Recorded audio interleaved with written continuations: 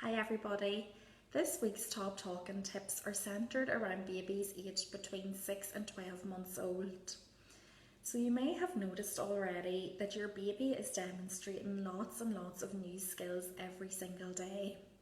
This ties in with what we talked about last time about this stage of development being really crucial for rapid brain development, and it's the stimulation that you give to your baby that's going to support this. Last time I talked a bit about changing time is chatting time. The idea of this is that you're changing your baby's nappy on numerous occasions throughout the day. And this is an excellent opportunity for you and your baby to have lots and lots of valuable two-way interactions. And they talk about 4 key things to think about when you're changing your baby's nappy. So smiling, talking, laughing and singing. And changing time is chatting time is great as well because you are face to face with your baby.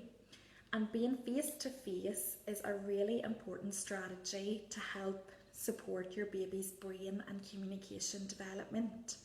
So you are your child's first and most permanent teacher. So you teach them all about communication.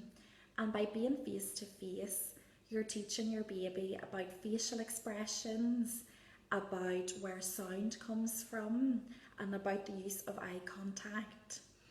And when you're face to face with your baby, this is also a great opportunity for you to tune in to what your baby's doing.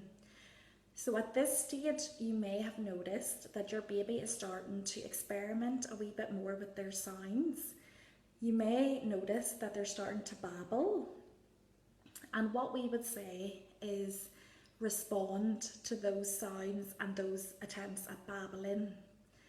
So by just playing around with your baby and mirroring what they're saying, this is a great way of reinforcing those new sounds that your baby's making. And babbling is a great indicator of future first words. So it's a great milestone if you're starting to notice that your baby is babbling. So be silly, use your silly animated voice and your baby will love it.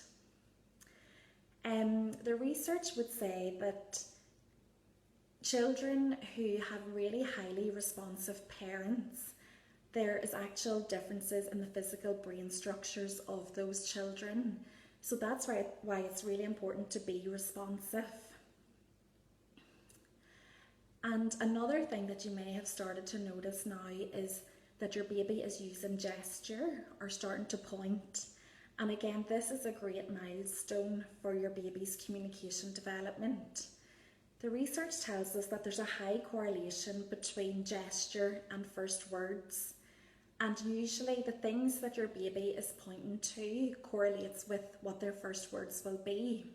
So we would say if you're out and about, maybe on your daily walk or in the garden playing, and your baby is pointing to something, just simply label what that is. So if they point at the dog, just say dog. And then you can add on some information too. So the dog says woof, or look at the dog's fluffy tail. But it's really vital to repeat that key word dog a lot so that your baby learns to associate the object with the spoken word. In the same way, if you're sharing a book with your baby and your baby is looking and pointing at things in the book, just simply label the things that they're looking at rather than reading the book word for word. So this is a better way of helping your child develop their first words by just simply labeling the things that they're looking at. Bubbles are another great activity to try out with your baby, as children are really motivated by bubbles. And there's bubbles really in every speech and language therapist toolkit because you can't go wrong with them. And they're also great for promoting language development. So we talk a lot about modelling words to your babies. So bubbles are great because you can get lots of words in, like bubbles, and what can you do with the bubbles? You can pop, you can blow your bubbles, they can go up, they can go down, they can be big, they can be small. And babies are really, really motivated by bubbles. and they learn best when they're having fun. I'm going to talk a wee bit more next week on dummy use. At this stage, we would be saying to try and reduce your baby's dummy use down to nap times only, as from about 12 months on, we would really like to be seeing no dummy use. As always, we really appreciate your feedback, so if you're finding the videos useful, please just comment or send me a wee private message if you have any concerns or queries. Thanks for listening.